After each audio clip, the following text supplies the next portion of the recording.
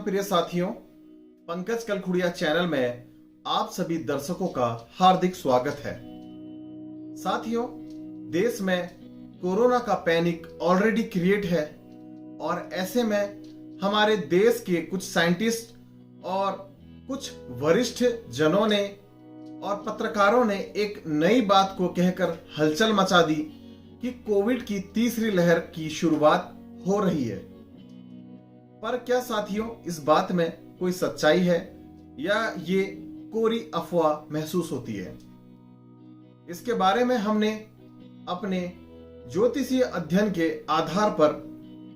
ज्योतिषीय सूत्रों को देखा और एक गणना करी और तीसरी लहर के बारे में बहुत सी चीजें खुल करके आई। इस लहर के बारे में बताने से पहले कुछ पॉइंट आपके सामने रखना चाहूंगा जो कि हमारे इस समय देश दुनिया के अंदर बहुत से सवाल लेकर के खड़े हो उठे हैं। इन सवालों को अगर आप भी सुनेंगे तो लगेगा कि दूसरी लहर में कहीं ना कहीं कोई बड़ी चीजें देखने, सुनने या शामिल होने की ऐसी आशंका व्यक्त की जा रही है। साथियों, दूसरी लहर आने की जब शुरुआत हो रही थी तो उसी दौरान अचानक से उससे कुछ महीने पहले किसान आंदोलन का होना, भीड़ का एक बड़े रूप में लाखों की संख्या में एकत्रित होना और जिन राज्यों से किसान आंदोलन में किसान शामिल हुए थे उन्हीं राज्यों के लोगों को ज्यादा कोविड की परेशानी का क्रिएट होना, महाराष्ट्र के अंदर डबल म्यूटेंट वायरस का एकदम से क्रिएट होना, सीरम इंस्टीट्यूट के अंदर अचानक से आग लगना,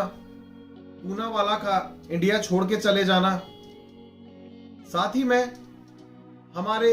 देश के एक वायरोलॉजी डिपार्टमेंट के जो वरिष्ठ साइंटिस्ट हैं उनका आज अचानक से अपने पद से इस्तीफा दे देना, अमेरिका का भारत को वैक्सीन बनाने के लिए शुरुआत में कच्चे माल के लिए मना करना और जब सेंट्रल गवर्नमेंट ने इस वैक्सीन के लिए रशिया से आग्रह किया कि हमें भी आपके देश से स्पुतनिक वैक्सीन चाहिए, तो जब ये डील साइन हुई तो उसके बाद से अचानक से अमेरिका का फिर से नरम पड़ करके उस सिक्योरिटी बिल को फिर से कैंसिल कर देना और भारत के जो हमारी भारत सरकार है उसे ऑक्सीजन कंसंट्रेटर, साथ ही में वेंटिलेटर बेड्स और कच्चा माल फिर से देने की घोषणा करना। और अचानक से अभी जब हालिया चुनाव के समय पर को डबल म्यूटेंट वायरस आया था 5 राज्यों के चुनाव के टाइम पर, अचानक से रातों रात केसों का सामने आना और वही केस जो कि देश के 4 से 5 उन राज्यों में अधिकतर स्पीड में उठ रहे थे जहां पर एंटी गवर्नमेंट यानी कि जो हमारे भाजपा की सरकारें नहीं है, जैसे महाराष्ट्र, दिल्ली, पंजाब और आदि राज्य जो हैं, इन राज्यों में अचानक से केसों का बढ़ना और बीजेपी शासित राज्यों में केसों का एकदम से ना बढ़ना, बहुत से ऐसे सवाल मीडिया के द्वारा भी खड़े किए गए और हम आम जन के बीच में भी इस दूसरी लहर के बीच में सबके सोचने में आए। हालांकि साथियों,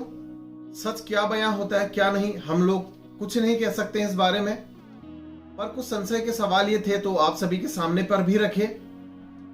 ये कोई राजनीतिक टिप्पणी के उद्देश्य से ऐसे सवाल नहीं रखे गए हैं। साथियों, बहरहाल बात करते हैं तीसरी लहर की जो अब आने वाली है। तो जब हमने इसमें शोध किया भारत देश की कुंडली को उठाकर, जो कि 15 अगस्त 1947 रात के 12 बजे यह कुंडली जो बनती है, इस कुंडली में कर्क राशि की है कुंडली और वृष लगन की है कुंडली, अपने आप में बहुत सी चीजें बयां करती है कि इस देश में जो अभी शनि के वक्री होने की वजह से जो उथल पुथल होगी, अचानक से फिर चंद्र ग्रहण का इसी में आना और साथ ही में सूर्य ग्रहण का भी ठीक 1 महीने बाद आना हमारे देश के लिए बहुत सी परेशानियां भी लेकर के आएगा। पर जो तीसरी लहर है वह 15 से 16 नवंबर 2021 से लेकर अप्रैल 2022 तक का बने रहेगी। हालांकि पैनिक होने वाली बात इसलिए नहीं है क्योंकि यह वायरस की जो तीसरी लहर है ये काफी कमजोर रहेगी। अभी हालिया जो आंकड़े आ रहे हैं इससे 10 से 20% के आंकड़े ही वहां पर देखने को मिलेंगे, ज्यादा बड़े स्तर के बड़े पैमाने की कोई ऐसी क्षति देखने को यहाँ पर नहीं मिलेगी। तो हमारी जो सिंगल लाइन प्रिडिक्शन बनती है, जो कोविड की तीसरी लहर आने की उम्मीद है 15 नवंबर 2021 से अप्रैल 2022 के मध्य में। और अभी जो जून का महीना है, यहां तक ये जो दूसरी लहर चल रही है, धीरे धीरे यहां पर से अभी कम होना शुरू हुई है, हल्का कम रहेगी। अप डाउन होते होते ये सितंबर तक कहानी जाएगी। सितंबर से नवंबर के बीच पर को आराम मिलेगा। और अभी से जो कोविड के केसेस है 2 जून के बाद कुछ बहुत डाउन जरूर होंगे। तो साथियों, आज की वीडियो में बस आप सभी के साथ इतना ही। धन्यवाद और जय श्री राम।